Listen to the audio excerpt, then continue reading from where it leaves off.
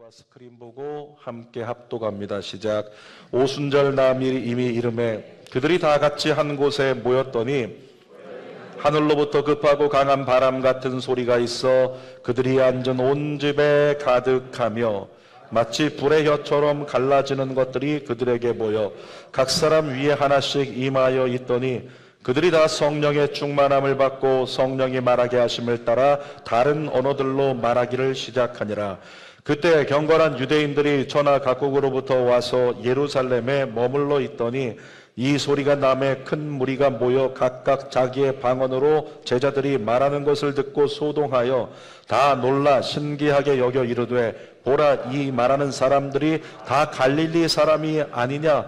우리가 우리 각 사람이 난 곳 방언으로 듣게 되는 것이 어찌미냐? 우리는 바데인과 메데인과 엘람인과 또 메소포타미아, 유대와 갑바도기아, 본도와 아시아, 부르기아와 밤빌리아, 애굽과 및 구레네에 가까운 리비아 여러 지방에 사는 사람들과 로마로부터 온 나그네 곧 유대인과 유대교에 들어온 사람들과 그레데인과 아라비아인들이라.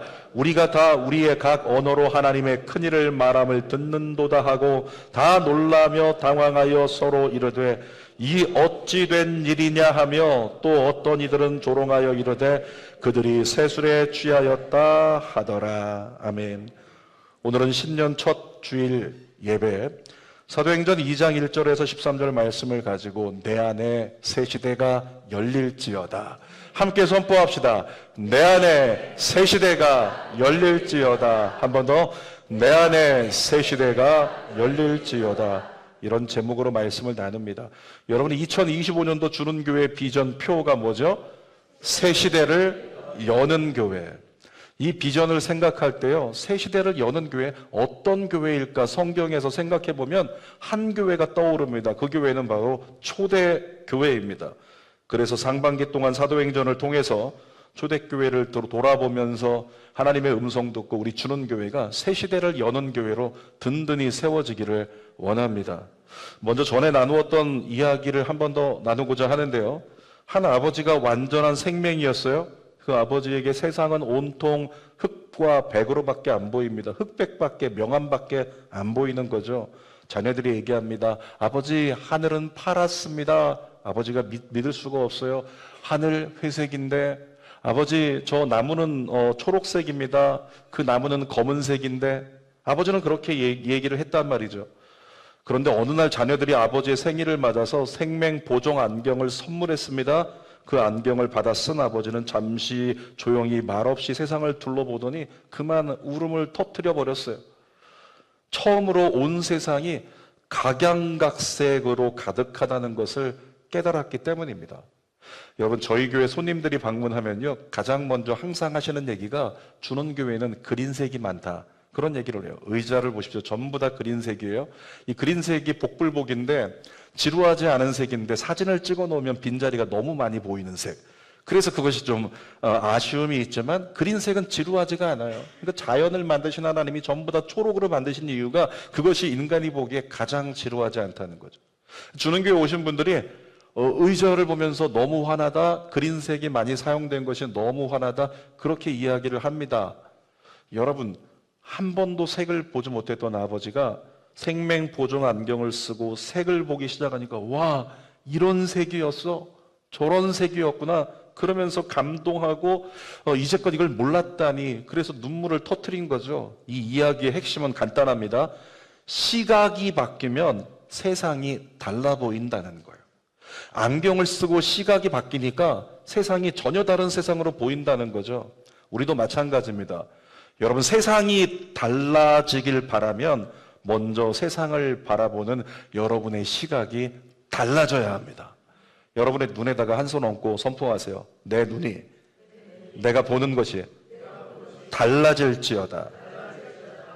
그렇게 내가 보는 것이 달라지면요, 그러면 정말 세상이 달라지게 되고 우리 안에 놀라운 변화가 일어난다는 거죠. 자, 오늘 우리 안에 변화가 일어나기를 소망합니다. 우리 안에 정말 제목처럼 내 안에 새 시대가 열리기를 소망합니다. 자, 그러면 언제 우리 안에 변화가 일어나고 그 변화를 통해서 언제 새 시대가 열릴 것인가 세 가지 나눌게요. 첫 번째, 내 안에 뭐라고요? 능력이 임할 때 우리 안에 변화가 일어나요. 여러분, 사람이 언제 변할까요? 이렇게 얘기합니다.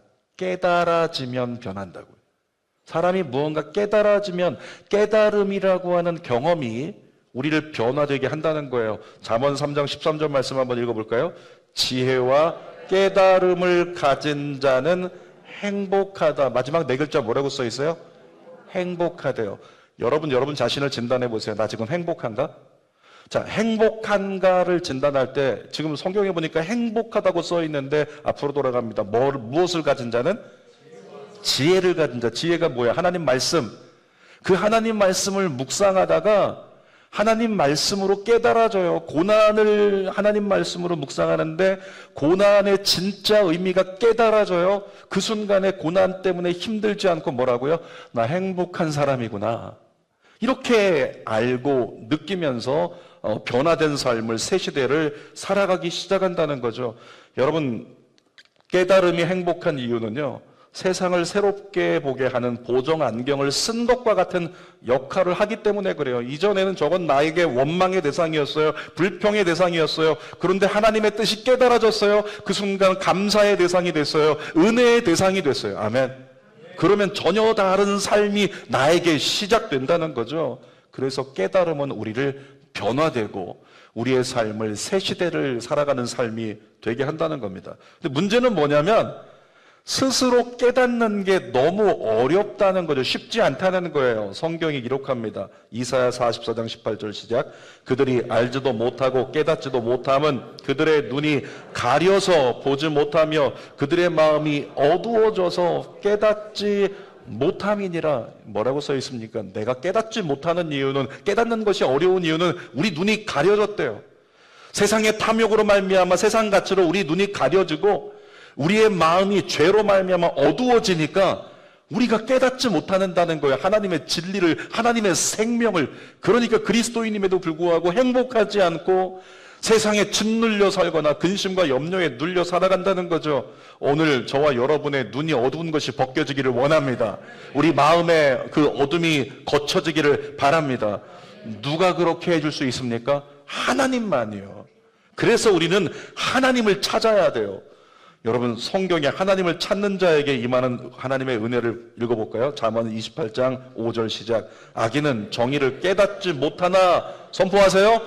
여호와를 찾는 자는 모든 것을 깨닫느니라. 삶이 어려워요. 이 문제를 보고 이 상황을 보는데 답답해요. 어떻게 해야지? 근심이 떠나지 않아요. 이 사람은 뭐냐면 하나님의 뜻을 지금 몰라서 그러는 거예요. 그런 사람은 누구를 찾으라? 여호와를 찾으라. 어디서 찾으실 거예요? 성경 말씀이에요. 그래서 말씀을 펴야 되는 거예요. 말씀 속에서 우리가 하나님을 찾다 보면 하나님의 뜻이 깨달아지면서 우리의 삶이 변화된다는 거죠. 사람이 언제 변하냐면 깨달음이 오면 변한다. 이 작은 의미인데 크게 본다면 우리가 정말 변하려면 외부에서 우리가 갖지 않은 어떤 능력이 내 안에 들어오면 그러면 우리가 변할 수 있습니다. 사도행전의 초대교회는요, 어느 한순간에 외부로부터 엄청난 능력이 그 안에 들어와서 변화를 경험한 교회예요. 오늘 말씀이 그거죠. 사도행전 2장 1절과 4절 읽어볼게요. 시작. 오순절 날이 이미 이름에 그들이 다 같이 한 곳에 모였더니 4절. 그들이 다 성령의 충만함을 받고 성령이 말하게 하심을 따라 다른 언어들로 말하기를 시작하니라. 예수님 승천하신 다음에 모여서 기도하던 초대교회 성도들에게요, 어느 날 갑자기 하늘로부터 성령이 임했어요. 그 성령의 충만함이 임하더니 약속하신 성령으로 말미암아 초대교회 안에 놀라운 변화가 일어났고 이전에 없었던 새 시대가 그들에게 열렸다는 거예요. 근데 이 약속의 성취는요, 구약에서 이미 예언되었던 약속의 성취입니다. 사도행전 3장 2장 16절에서 17절 읽어볼게요.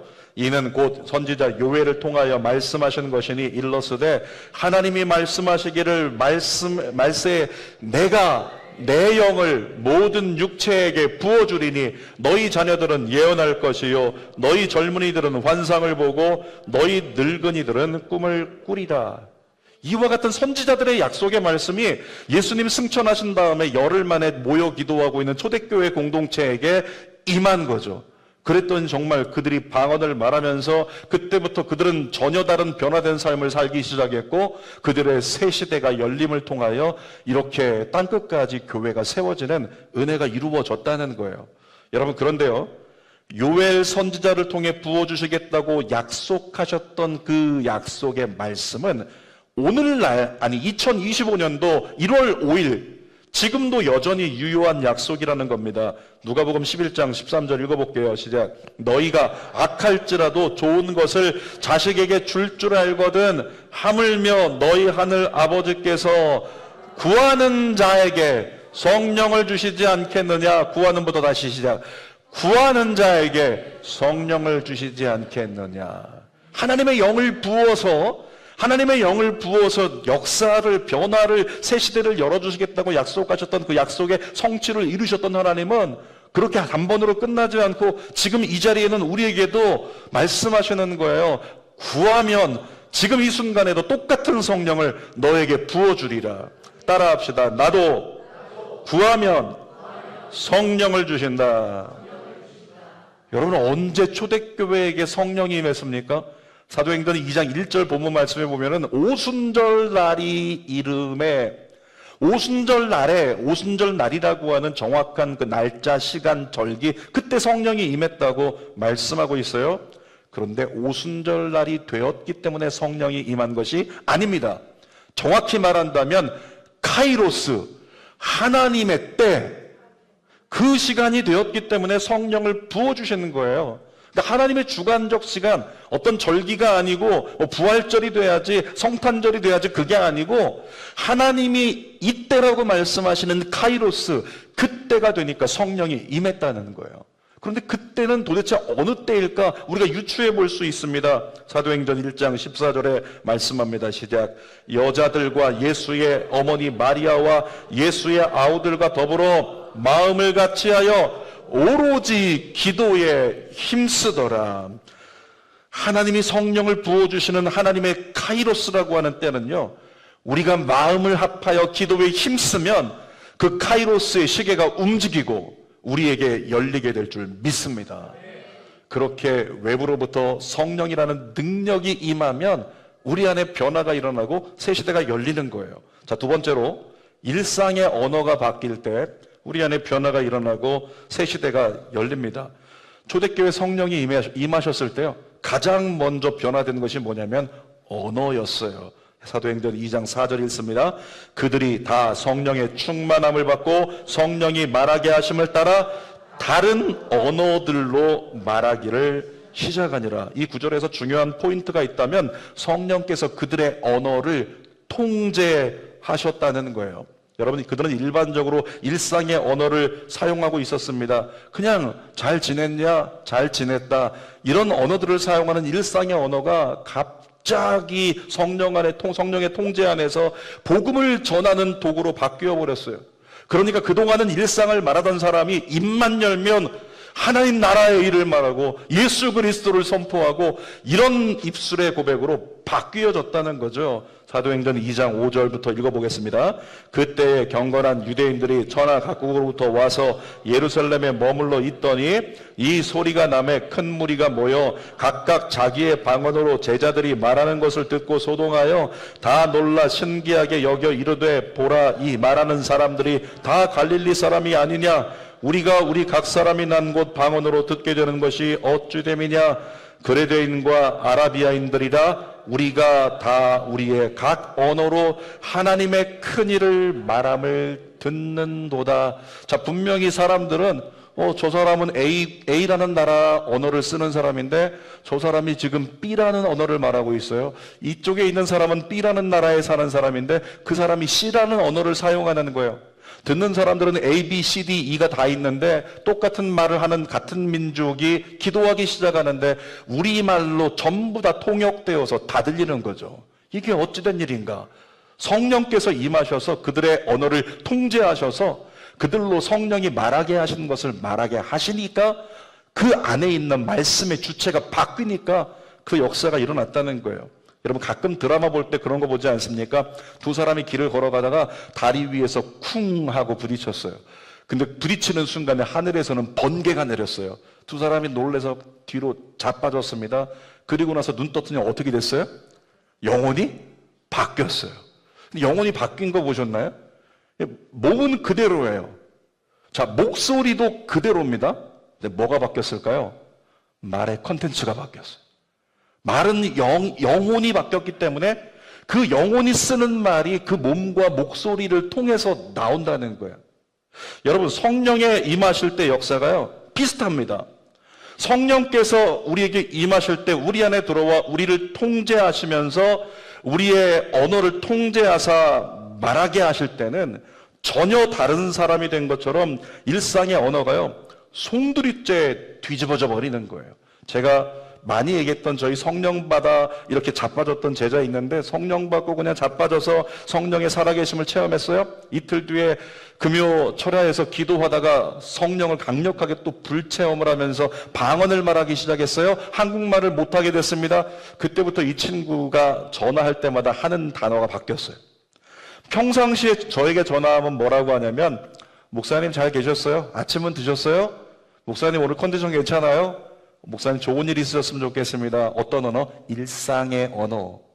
그런데 성령 받고 나서 뒤집어졌어요. 성령 받고 전화하면 첫 마디가 뭐냐면, 목사님 하나님 살아계십니다. 목사님 우리 회개해야 됩니다. 목사님 하나님 살아계십니다. 친구들에게 전화해도 후배에게 전화해도 잘 지냈냐? 잘 지내라. 밥 한 번 먹자. 일상의 언어를 쓰던 사람이 전화 시작하면 하나님 나라의 일을 말하고 하나님 살아계셨다고 말하고 하나님의 놀라운 역사를 증언하기 시작했다는 거죠. 무엇입니까? 성령의 임재로 말미암아 입술의 일상의 언어가 성령의 통제 안에서 완전히 뒤집어져 버리는 거예요. 그 역사가 우리에게도 일어나기를 축복합니다. 여러분, 성령 받은 초대교회 공동체 리더가 사도 베드로였는데요. 베드로 직업이 뭐였습니까? 대답해 주실래요? 뭐였죠? 어부였죠. 어부로서 어렸을 때부터 서울대학까지 나왔는데 그 다음에 어부했을까요? 그게 아니에요. 그냥 어렸을 때부터 어부였기 때문에 배우는 게 필요가 없어서, 수학 필요 없어요. 영어 필요 없습니다. 그냥 물고기 잡는 방법만 잘 배우면 되는 거죠. 그러니까 이 말이 유창하지 않았어요. 논리적이지 못했습니다. 그런데 성령 받은 베드로 어떻게 됐을까요? 순식간에 달려나갑니다. 그리고 사람들 군중 앞에서 소리쳐서 무언가를 외치기 시작합니다. 유창하지 못하고 논리적이지 못했는데 성령 받은 베드로가 나가서 외치기 시작하니까 그의 말은 유창했고 그의 말은 논리정연했어요. 어떻게 됐습니까? 자기의 뜻이 아니라 성령께서 마치 영혼이 체인지된 것처럼 그 안에 성령이 임하셔서 그의 언어를 통제하여 바꿔버렸기 때문에 베드로의 설교를 통해 놀라운 역사가 일어났다는 거죠. 사도행전 2장 14절 읽어봅시다. 베드로가 11사도와 함께 서서 소리를 높여 이르되, 유대인들과 예루살렘에 사는 모든 사람들아, 이 일을 너희로 알게 할 것이니 내 말에 귀를 기울이라. 그리고 나서 14절부터 36절까지요, 베드로가 설교합니다. 하나님 나라의 일을 말해요. 예수 그리스도에 대해서 증언합니다. 그 말을 듣는 사람들이 그것이 얼마나 위대하고 얼마나 놀랐던지 그 앞에 다 엎드려가지고 내가 회개합니다라고 고백하며 나에게 세례를 달라고, 내가 새 삶을 살기 원한다고 베드로 앞에 3,000명 이상이 다 엎드리는 역사가 일어나는 거예요. 뿐만 아니라 대제사장들과 유대 지도자들, 바리새인들 얼마나 똑똑한 사람들이에요. 근데 이 똑똑한 사람들도 깜짝 놀랐습니다. 사도행전 4장 13절 시작.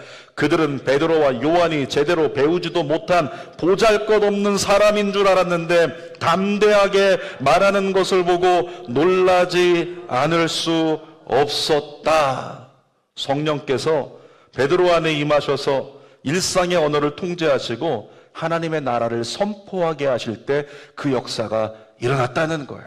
여러분, 성령의 사람은 말하는 것을 들어보면 알 수 있습니다. 성령의 사람은 인간의 유희나 소욕을 말하지 않습니다. 성령의 사람은 입만 열면 하나님의 나라를 선포해요. 우리 주는교회도 이곳에도 예배하지만은 곳곳마다 성도들이 조금씩 모일 수 있는 장소들이 있어요. 그래서 코이노니아실에서는 코이노니아 하라고 그랬더니 여러 가지 이야기가 주어지고 있습니다. 2025년에 이런 일이 벌어졌으면 좋겠어요. 코이노니아실에서 커피 마시고 다 대화 나누는 사람들이 이번 주에 나에게 이런 은혜가 있었어. 하나님께서 나에게 이런 마음을 주셨어. 하나님께서 이런 꿈을 주셨어. 말씀 중에 내가 이런 말씀이 대단하다. 이런 말씀이 있었어. 내가 마음이 뜨거웠어. 할렐루야. 그런 역사가 2025년 주는교회 안에 일어나기를 원합니다. 여러분, 언제 성령을 주신다고 아까 1대제 얘기했죠? 기억하십니까? 다시 읽어볼까요? 누가복음 11장 13절.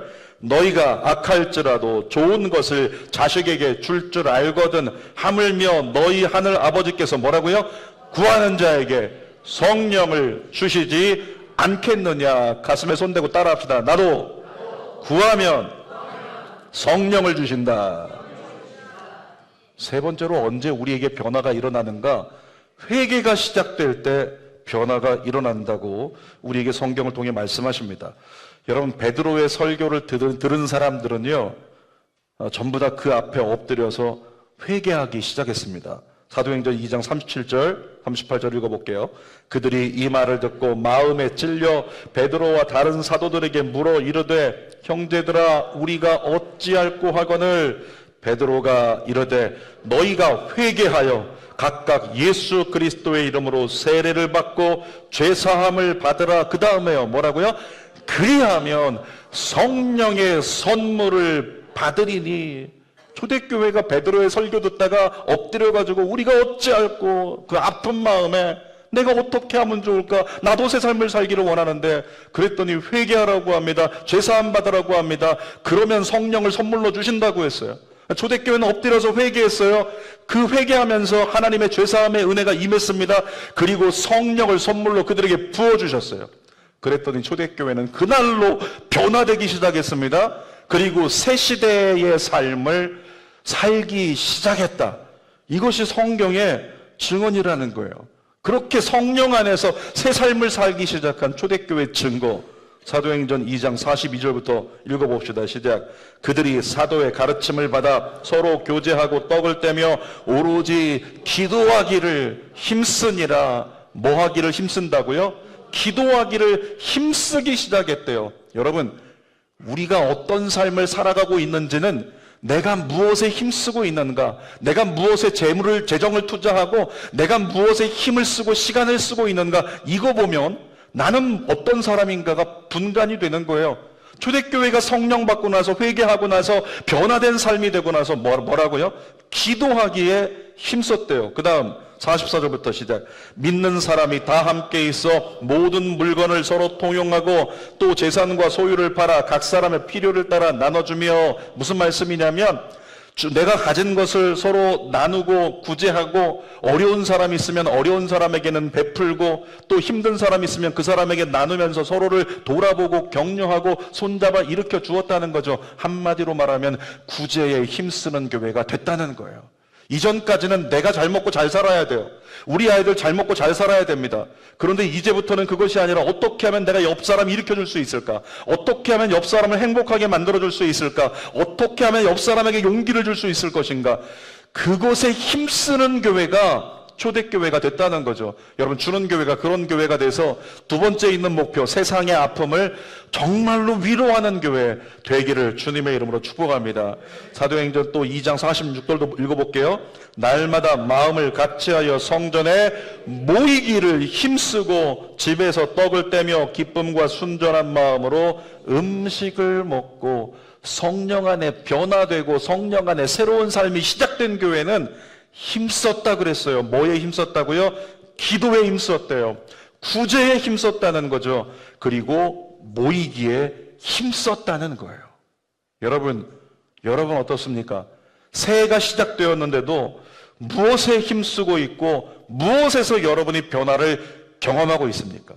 새해는 이미 시작됐는데 내가 힘쓰고 있는 것이 아무것도 없는 그런 삶을 살아가고 있는 사람이 있다면 아무것도 변하지 않겠죠. 여러분, 그런 사람은 새해가 시작된 게 아니에요. 달력만 바뀌었을 뿐이죠. 바라는 것은 오늘부터라도 하나님 앞에 진정한 회개로서 하나님 앞에 엎드려 기도하다가 성령을 선물로 받게 되기를 주님의 이름으로 축복합니다. 그리하여 여러분의 힘쓰는 것이 2025년에 2024년과 달라지는 거예요. 정말 내가 주님을 위해서, 이 땅을 위해, 영혼들을 위해 힘쓰는 게 달라진 삶이 우리에게 드러나기 시작했을 때 우리의 삶은 진짜 변화, 정말로 새로운 새 시대가 여러분 안에 열리기 시작하는 겁니다. 여러분, 모든 사람이 공통적으로 경험하는 삶의 문제가 있는데요, 진리를 알지만 오늘 그 은혜를 내가 누리지 못한다는 거예요. 자, 진리를 알고 있지만 그 진리는 엄청나게 위대한 하나님의 선물인데 진리가 내게 누려지질 않아요. 그러니까 여전히 똑같이 근심하고, 여전히 똑같이 주저앉아 있고, 여전히 똑같이 그냥 걱정과 번민 속에 나 하나 건사하기도 힘든 그런 삶을 우리가 살아가게 된다는 거죠. 은혜를 누리지 못하는 거예요. 그런데 큰 사고가 있을 때마다 반복해서 귀에 들려지는 소리가 있습니다. 이런 소리가 뉴스에서, 인터뷰에서 들려와요. 이럴 줄 알았더라면, 이럴 줄 알았더라면. 여러분, 세월호 사고 때도 그랬습니다. 세월호 사고 때도 엄마들이 울부짖으며 얘기했어요. 이럴 줄 알았더라면, 이럴 줄 알았더라면. 그런 얘기를 해요. 이번 무안공항 사고 때도 그랬습니다. 이럴 줄 알았더라면. 아버지가 오열하면서 이럴 줄 알았더라면. 그렇게 후회 섞인 고백을 꺼내기 시작하더라는 거예요. 한 가지 이야기를 여러분에게 드립니다. 한 고등학생이 목사님을 찾아와서 질문했어요. 목사님, 죽기 직전에 회개하면 천국 갈 수 있나요? 그 질문의 의도를 아시겠죠? 열심히 놀다가, 열심히 즐길 거 다 즐기고 내 마음대로 살다가 죽을 때가 된다면 죽기 직전에 회개해야지. 그렇게 이 학생이 생각을 하고 질문을 한 거죠. 그랬더니 목사님께서, 그래, 맞아. 죽기 직전에 회개해도 천국 갈 수 있다. 그렇게 얘기했더니 고등학생이 아싸 그러면서 회심의 미소를 지었습니다. 그런데 그때 목사님께서 연이어 이렇게 말씀하셨어요. 그런데 우리가 언제 죽을지 모르니까 지금 바로 준비하는 것이 현명하지 않을까? 우리가 언제 죽을지 모르니까 지금 바로 준비하는 것이 현명하지 않을까? 지금 목사님과 함께 회개하자. 사랑하는 여러분, 여러분들이 하나님 은혜 안에서 변화된 삶, 성령 받은 삶, 정말 하나님의 은혜로 말미암아 새 시대를 열어가는 삶, 그런 삶을 내가 살아가는 거? 그래, 뭐 언젠간 그런 삶이 되겠지. 언젠간 그런 삶이 될 거야. 주님의 기쁨이 되는 거? 그래, 언젠간 그런 삶이 되겠지. 뭐 열심을 품고 힘써서 기도하고 힘써서 구제하고 모이기에 힘쓴다? 그래, 언젠가 나에게도 그런 때가 오겠지. 그런 때가 올까요? 그런 때가 오겠냐는 거예요. 누군가는 이렇게 얘기하지 않을까요? 이럴 줄 알았더라면. 이럴 줄 알았더라면. 한 사람이 장례식에 갔어요. 자기 친구가 세상을 떠났어요. 그런데 얘기하는 거죠. 저에게 문자를 보냈어요. 목사님, 제 친구가 예수님 모르고 세상 떠났어요. 목사님, 천국 갈 수 없는 건가요? 제가 답을 할 수 없었어요. 제가 답을 할 수 없었지만 그 영혼을 위해서 기도하겠다. 그렇게 이야기를 했어요. 여러분, 그 친구가 예수 믿지 않고 있었는데 친구의 마음간 언젠간, 그래, 나중에 복음 전할 때가 있겠지 뭐. 내가 언젠가 예수께로 인도할 때가 있겠지 뭐. 그 정도 생각을 했지만 장례식에 가서 그 친구는 오열합니다. 이럴 줄 알았더라면 빨리 예수를 전했을 걸. 이럴 줄 알았더라면 빨리 회개했을 걸. 이럴 줄 알았더라면 한 걸음 더 주님 앞에 나아갔을 걸. 그렇게 고백을 했더라는 거죠. 사랑하는 여러분, 새해가 되었습니다. 연초는 다른 때보다 새로운 결단을 하기에 굉장히 좋은 때예요. 근데 여러분, 이 연초가 지나가 버리면요, 여러분의 삶은 달라지기 쉽습니다. 2026년 오기만 기다려야 돼요. 여러분에게 부탁드립니다. 이때를 놓치지 말고 하나님 앞에 엎드립시다. 이때를 놓치지 말고 하나님 앞에 정말로 회개할 수 있기를 바랍니다. 하나님 앞에서 이전과 다른 삶을 살기로, 다른 길을 가기로 결단할 수 있기를 바라요. 잘못된 길에서 돌아서기로 결단하기를 바랍니다. 여러분, 그렇게 회개할 때요, 우리 안에 변화가 일어납니다. 염려와 두려움이 사라집니다. 마음이 편안해져요. 자, 그 증거를 성경이 이렇게 얘기합니다. 사도행전 3장 19절 시작. 그러므로 너희가 회개하고 돌이켜 너희 죄 없이 함을 받으라. 이같이 하면 어떤 날이요? 유쾌하게 되는 날이. 어떤 날이요? 유쾌하게 되는 날이. 유쾌한 표정 한번 지어보실래요? 어떤 게 유쾌한 거예요? 유쾌한 것은요, 근심이 다 떠나간 거예요. 더 이상 염려하지 않는 거예요. 더 이상 걱정하지 않는 거예요. 초월한 거예요. 달관한 것입니다. 그러면서 마치 성자가 된 것처럼 괜찮아, 괜찮아, 괜찮아. 뭘 그렇게 조급해? 뭘 그렇게 걱정해? 괜찮아, 괜찮아. 그러면서 기쁨의 평안의 웃음을 누릴 수 있는 것. 그것이 유쾌하게 되는 날이거든요. 근데 무엇을 통해 이 유쾌하게 되는 날이 주 앞으로부터 우리에게 이른다고요? 회개하면. 사랑하는 여러분, 정말로 하나님 앞에서 연초에 진짜 회개를 통해서 유쾌하게 되는 날을 누리는, 그래서 마음의 평안을 누리는 여러분 되시길 바랍니다. 그것을 누리는 사람이 주변에 있는 힘든 사람, 어려운 사람들에게요, 이 찬양 불러줄 수 있는 거예요. 정말로 너희들에게 이 은혜가 있기를 원해. 그리고 노래하는 거죠. 평안하라 이 험한 세상 속에서 평안하라 내가 세상을 이기었으니 평안하라 사망의 그늘에서 평안하라 내가 함께함이라 자유하라 자유하라 이 험한 세상 속에서 자유하라 내가 세상을 이기었으니 자유하라 사망의 그늘에서 자유하라 내가 함께함이라. 이 찬양을 주변에 있는 사람들에게, 가족들에게 선포하고 불러주며 그들을 주님의 신앙 안으로 이끌어 변화된 삶을 살게 하고 새 시대를 누리는 삶으로 살게 만드는 그 놀라운 은혜가 여러분들에게 있게 되시기를 주님의 이름으로 축원합니다. 설교 결론입니다. 제목이 뭐였죠? 내 안에 새 시대가 열릴지어다. 다시 한번 가슴에 손대고 내 안에 새 시대가 열릴지어다. 첫 번째 기억하셨습니까? 내 안에 성령의 능력이 임할 때 새 시대가 임합니다. 그냥 들어와서 앉아. 또 어떤 때요? 일상의 언어가 바뀔 때 변화가 시작된다 그랬어요. 그리고 회개할 때 변화가 시작된다 그랬어요. 그러니까 보세요. 앞에 보십시오. 성령이 임하시니까 일상의 언어가 바뀌고 성령이 임하시니까 진정한 회개가 일어난다. 이건 단계적으로 보여요. 여러분, 그러니까 우리는 뭐에 집중해야 될까? 성령이 임해야지만 이 모든 게 가능한 거구나. 성령님 강력하게 저에게도 임해주세요. 근데 잘 임해지지가 않아요.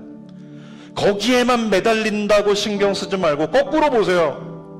무엇부터? 회개부터 하라. 여러분, 하나님 앞에 회개부터 시작하십시오. 그리고 매일 말씀과 기도를 입술로 선포하면서 의도적으로, 뭐라고요? 의도적으로 일상의 언어를 바꾸세요.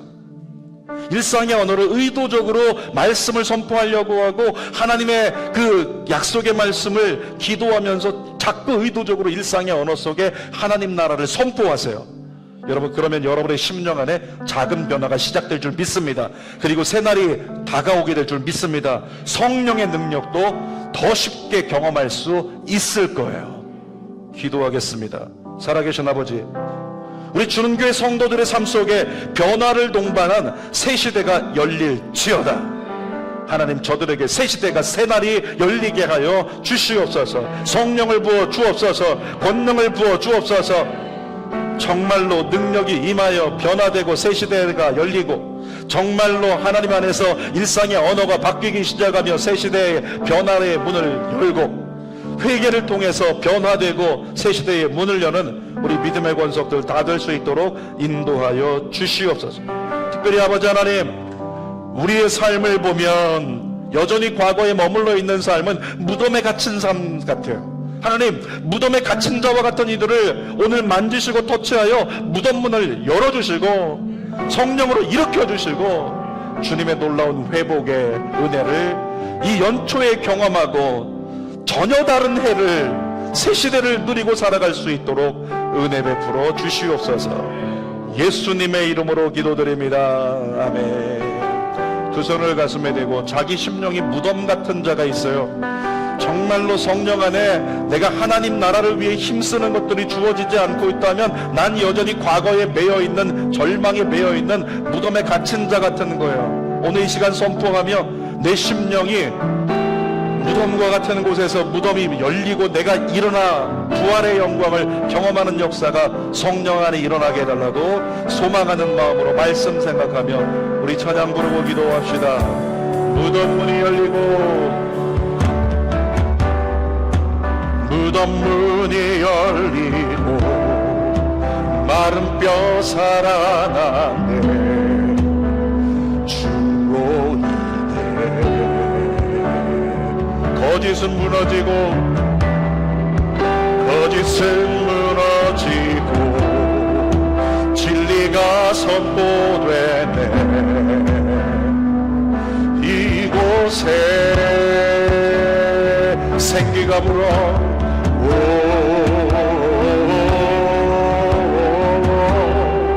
생기가 불어오네.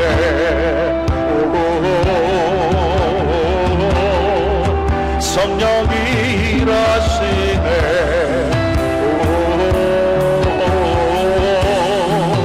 회복이 일어나네. 불이 시작되네. 성령의 바람 여기 불어와 권능으로 임하시네. 세대 여기 일어나 주님의 뜻 이루시네. 성령의 바람